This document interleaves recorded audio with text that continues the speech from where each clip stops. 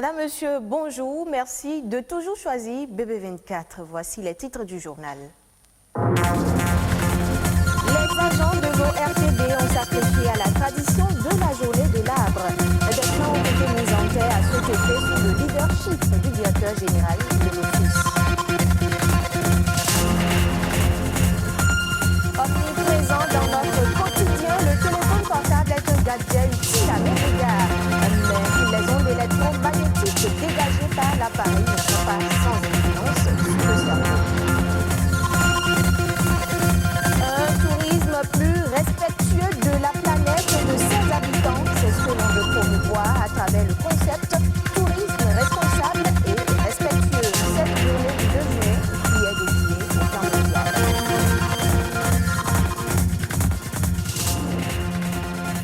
Je vous l'annonçais, les agents de l'Office de radiodiffusion et télévision du Bénin au RTB, sous le leadership du directeur général, ont pris l'habitude chaque 1er juin de planter des arbres. Ils n'ont pas dérogé à cette tradition cette année. Hier donc, tôt le matin, une centaine de plants ont été mis en terre dans l'enceinte de l'Office. Voici le reportage. Casquette au poing et dans un accoutrement qui sied aux circonstances, elle vient d'accomplir avec entrain l'acte salvateur de mise en terre d'un plan.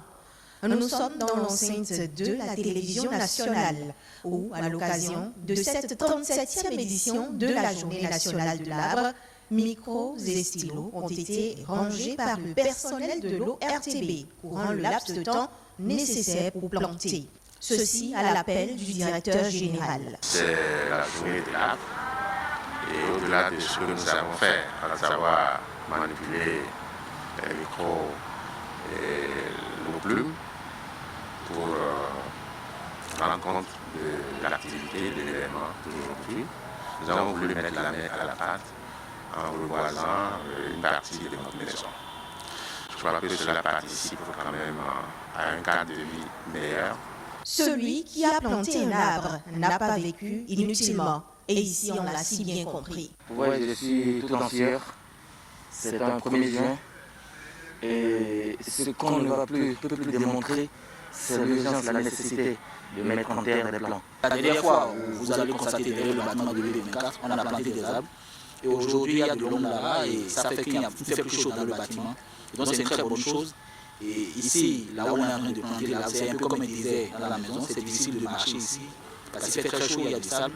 Désormais, s'il y a de l'ombre par ici, ce serait très agréable de circuler par ici. Donc nous en prenons conscience et nous pouvons dire que ça fait partie des conditions de vie, des travailleurs. Il y a 2 ans, j'ai mis en terre un plan là-bas qui est devenu un arbre et aujourd'hui, je suis très heureuse, j'en suis contente. J'ai fait le suivi, j'ai arrosé tout le temps et voilà ce que c'est devenu. C'est un arbre. Et vous savez, l'arbre, c'est la vie. L'arbre apporte l'eau. Un espace clôturé, des agents qui ont à cœur l'entretien des plants mis en terre, et voilà ce que ça donne. Ces facteurs ont contribué à l'épanouissement des arbres plantés aux éditions passées, de quoi réjouir le représentant de la direction des eaux et forêts présents. Tel que j'ai vu ces plants qui sont devenus des grands arbres dans la maison, ça veut dire que ceux qui sont restés dans cette maison ont toujours pris soin de ces arbres-là. Nous avons espoir que la continuité fera que nous puissions avoir le résultat. Tel que je vois le mouvement et la volonté déterminée de chaque agent de l'ORTB, je crois que ça doit être encourageant et vous êtes encouragés également. En dehors des essences habituelles, plusieurs variétés d'arbres fruitiers ont été également mises en terre cette année. Le secteur du tourisme, 3e en importance dans le monde, pourrait être bénéfique pour réduire la pauvreté dans les pays en développement grâce au principe du tourisme responsable et durable. Le 2 juin de chaque année, le tourisme responsable est à l'honneur. Il s'agit d'une notion qui vise à faire face aux dommages du tourisme que sont les dommages sur l'écosystème, les aliénations des terres. Rodrigue Babagweto nous aide à mieux comprendre.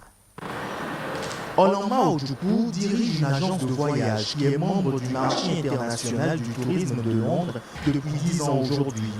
Une position qui la pousse à apporter à ses clients un suivi particulier.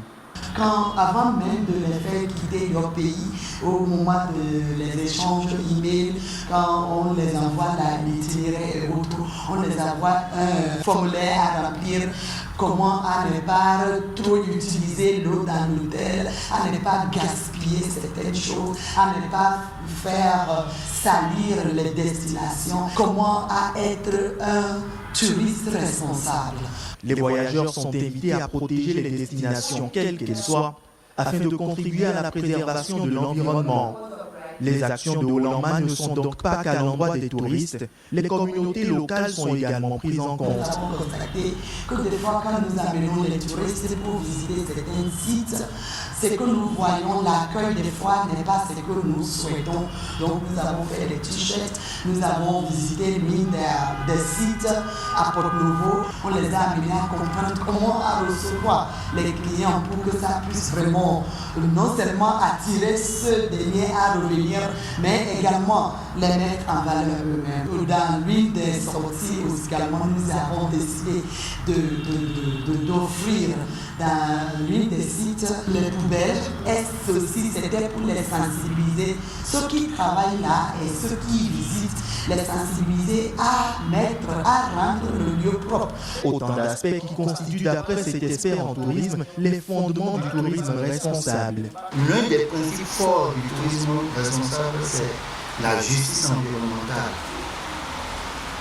Il faut sauvegarder nos ressources naturelles qui proviennent des sites historiques. Les gens ne le font souvent pas, parce qu'à partir de la pauvreté, à partir de la démographie, il y a plus maintenant des actions de l'homme qui détruisent l'environnement. Les crises financières, économiques, alimentaires et énergétiques ont mis en évidence plusieurs des limites du modèle de développement actuel. Cependant, il reste encore à faire. De manière formelle, il n'y a pas encore une loi qui régit cela, qu'il faut vraiment respecter le tourisme responsable, parce que si cela existait, même au Bénin, ici, ça serait déjà inclus dans tout ce que nous faisons. Si nous commençons dès maintenant à vraiment insister, même amener les touristes par les sensibilisations à comprendre que les agences, les tours opérateurs qui ne maîtrisent pas ou bien qui ne respectent pas le tourisme responsable, de ne pas avoir fait avec eux, ça va pousser presque tout le monde à aller vers cela. Dans le rapport de l'ONU sur l'économie verte, l'investissement de 0,1 à 0,2% du PIB mondial entre 2010 et 2050 dans un tourisme respectueux de l'environnement pourrait stimuler la croissance économique, conduire à la réduction de la pauvreté et à la création d'emplois, tout en assurant des avantages environnementaux importants. Vous souvenez-vous, madame, monsieur, de ce temps où les téléphones portables n'étaient pas encore scotchés à nos mains? Eh bien, aujourd'hui, le confort de ces appareils nous est devenu indispensable. Alors que leur utilisation ne cesse d'augmenter, les smartphones restent des appareils potentiellement dangereux. Les ondes électromagnétiques qu'ils dégagent seraient nocives pour les cerveaux. Carlos Toanou, médecin neurologue, nous édifie sur le sujet au micro de Ulvaeus Balogun. Le cerveau, pour son fonctionnement propre, émet des ondes électromagnétiques de très faible fréquence. Chez un adulte, ces fréquences varient de 8 à 20 Hz et chez les enfants, les fréquences sont plus basses. Et les téléphones portables utilisent également pratiquement les mêmes ondes, mais à des fréquences plus élevées. Ce qui fait que l'utilisation du téléphone portable de plus de 30 minutes par jour pendant plus de 5 ans expose à un risque accru de tumeurs du cerveau qu'on appelle les méningiomes. Les gliomes, ce sont des tumeurs selon le grade qui peut avoir une malignité très sévère et donc conduire à un décès. Il y a ce que l'on appelle les troubles neurocomportementaux qu'on peut observer chez des sujets qui ont une utilisation abusive du téléphone portable, mais pas que du téléphone portable. Il faut inclure inclure en même temps tous les outils assimilés. Les casques sans fil, Bluetooth, c'est pareil. Les routeurs Wi-Fi, c'est pareil. Ils vont réunir des tôles tels que tout mineur du sommeil. Donc, c'est un sujet qui va se réveiller le matin avec un sommeil peu réparateur. Donc, il se réveille le matin plus fatigué qu'il n'était la veille en se couchant. Il y a des troubles de l'attention, des troubles de la concentration. Les conseils pratiques que je pourrais énumérer, déjà ceux qui utilisent les téléphones portables pour justement les appels téléphoniques, réduire la durée des conversations téléphoniques. Il vaut mieux faire un appel très court et après peut-être échanger par SMS que de garder le téléphone longtemps à l'oreille.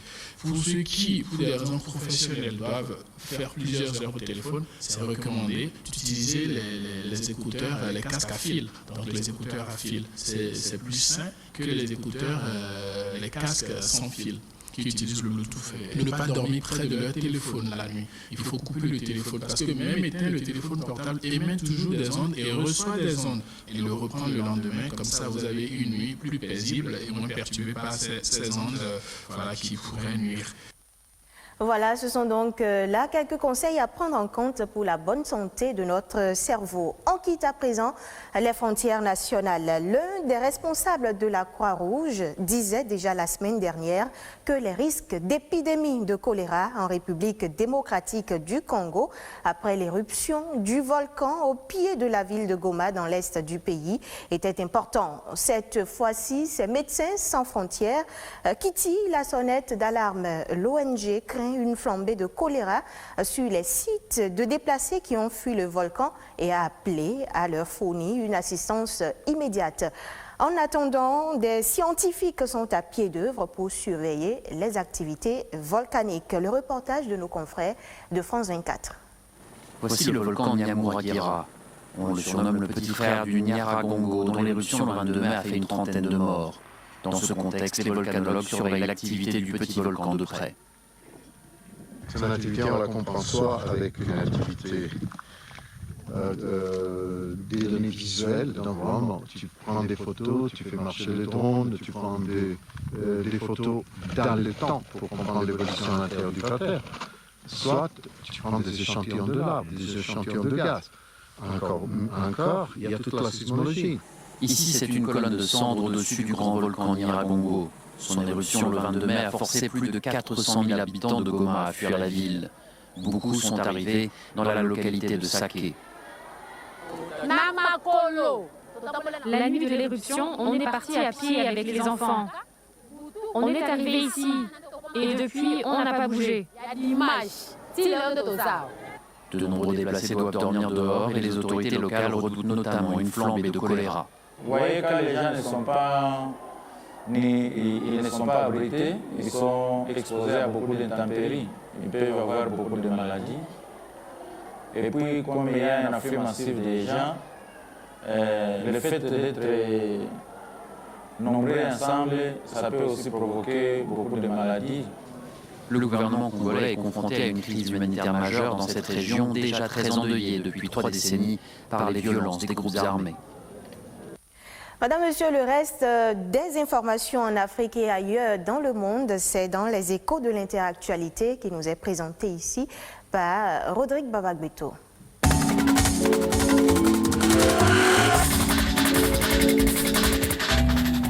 Au Togo, le déficit en céréales inquiète les producteurs et les clients. Depuis quelques jours, les prix des produits céréaliers, notamment le maïs, le mil et le haricot, connaissent une hausse de prix sur les marchés. Au marché de Vaughan, un des grands marchés de la région maritime, les céréales sont à peine disponibles, en cause une mauvaise pluviométrie.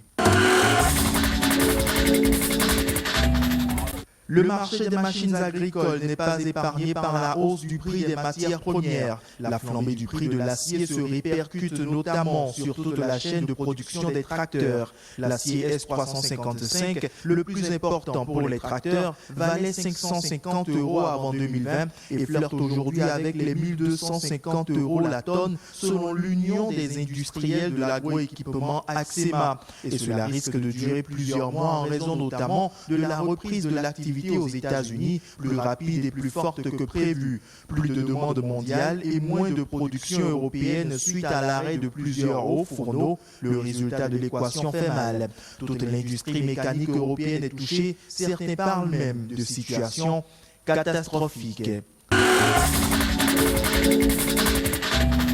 Aux États-Unis, la Californie manque d'eau pour ses cultures. Dans la vallée de Tulare, par manque d'eau, plusieurs milliers d'arbres ont été arrachés et certains éleveurs ont choisi de réduire leurs troupeaux. Un crève-cœur pour les agriculteurs, même si la sécheresse constatée est liée à leur culture intensive. Pourtant, la vallée de Tulare vit d'agriculture. Elle concentre la culture de 2/3 des fruits d'Amérique et 80% des amandes consommées dans le monde. Face au déficit des naissances, Pékin autorise les couples chinois à avoir un troisième enfant. La décision a été annoncée par les autorités chinoises ce lundi 31 mai, près de 3 semaines après les résultats du recensement. Si on retire les naissances induites par la fin de la politique de l'enfant unique décidée en 2015, on obtient un taux de fécondité de 1,3, voire de 1,2 enfants par femme en Chine, comme c'est le cas justement chez les voisins japonais et coréens, avec une chute de la natalité de 10,4 naissances pour 1000 habitants en 2020, les Chinoises n'ont jamais aussi peu fait de bébés depuis le début de la République populaire de Chine. Une enquête en ligne lancée par l'agence chinoise et supprimée ce lundi annonçait que 28 000 des plus de 30 000 personnes interrogées ont affirmé de ne pas souhaiter de troisième enfant.